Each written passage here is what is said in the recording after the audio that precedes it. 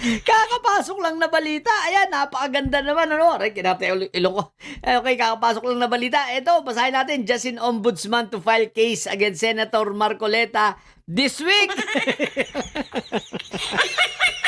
Naku po, Rudy. So ngayong linggong ito ay fa-filean na si Marco Tae ng itong plunder case, no? So isasampa na sa Sandigang Bayan, at kapag naisampa na sa Sandigang Bayan, so alam naman natin ngayon kung gaano kabilis ang Sandigang Bayan maglabas ng warrant. So hindi lang yan, hanggang 2 araw lang, no? Nitong mga nakaraan, kagaya ng kay Jingay, 2 araw lang eh. kay Agimat, 2 days lang. So ngayon, etong si Marco Tae, nang marinig ang balitang ito, malamang natatain na. So malamang-lamang ito, ikot na alumpit-ampit. Kinarma, di ba? Kinarma yung niyayabangan niya dati na niyayabangan niya dati si Ombudsman nung nasa DOJ pa lang, di ba? Ang yabang-yabang niya nun sa Blue Ribbon Committee hearing. Tingnan natin ngayon kung kanino kung kanino ang huling halakak. So ngayon, kaya naku po, Rudy. Kung ang itsura nito ang pangit na aso na nitong ni Marco Tae, ano pa kaya itsura lalo nito ngayon? Tingnan natin to para ito, ini-imagine ko pag ito ay napusasa na, yung nakakatuwa ang itsura nito na parang basang sisiw. Na akala mo yung napakaamo, napakabait, pero kahit anong gawin mo, yung mukha, itsura ang pangit pa rin.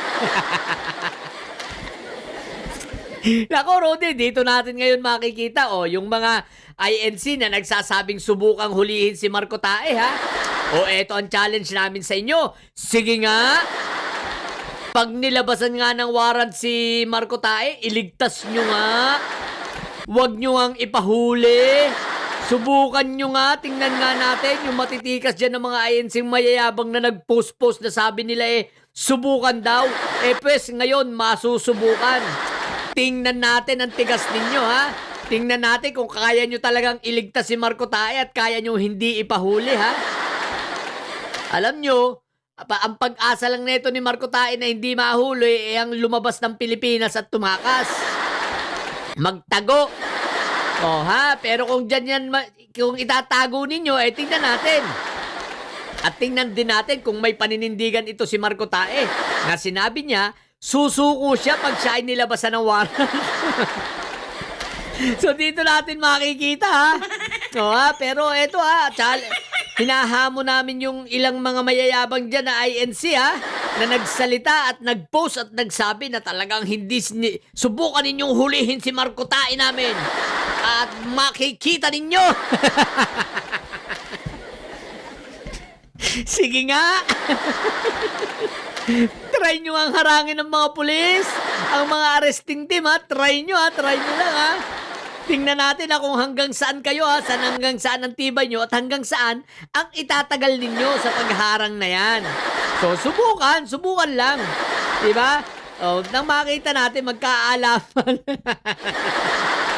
Pero ganun pa man, masaya kami ngayon. So sobrang saya namin, katulad ko, matutulog na ako nung makita ko itong flash report na ito. What the heck?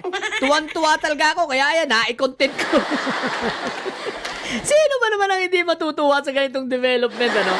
So, congrats, Ombudsman. Talagang sinasaluduhan kita, Ombudsman Boying Remulla. Kaya lang, may hinihintay pa akong isa sa'yo, Hinihintay ko pa yung marami pa pala kaming hinihintay, pero hinihintay pa namin itong itong kay Sabit Sipon, yung plunder case na isinampa ni Atty. Estelita. So, beke naman. Beke naman, maiisampa mo na rin dalihin mo na, Ombudsman, please. Pero eto, masaya talaga. Sabi ni Marco Beta, isa ito sa mga nagpapakalat ng mga walang big fish na nahuhuli, di ba? Ayan, big fish.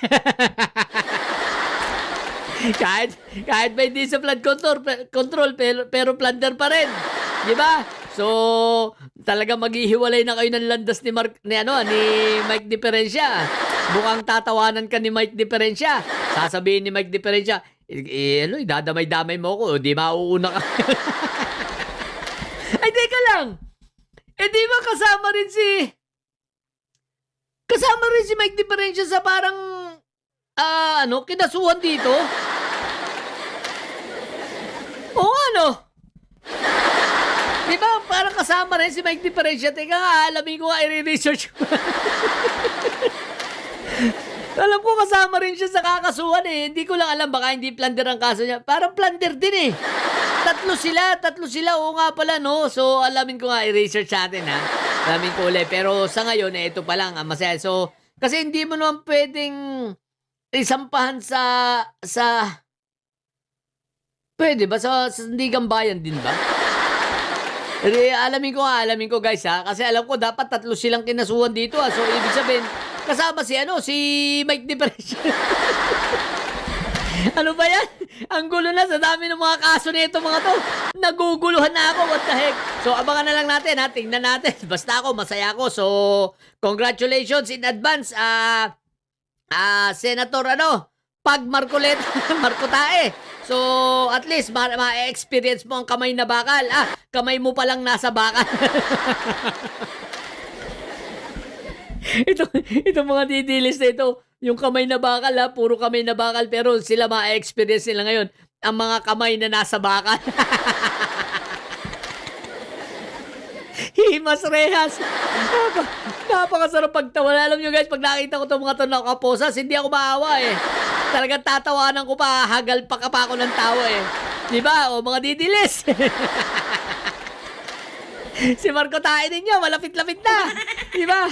Tapos sila Kambing Nana, si Auntie Petra, may mga kaso na rin. Tangina. Ito mga didilis ito talaga. Puro kaso na kinaharap. What the heck? Wala na.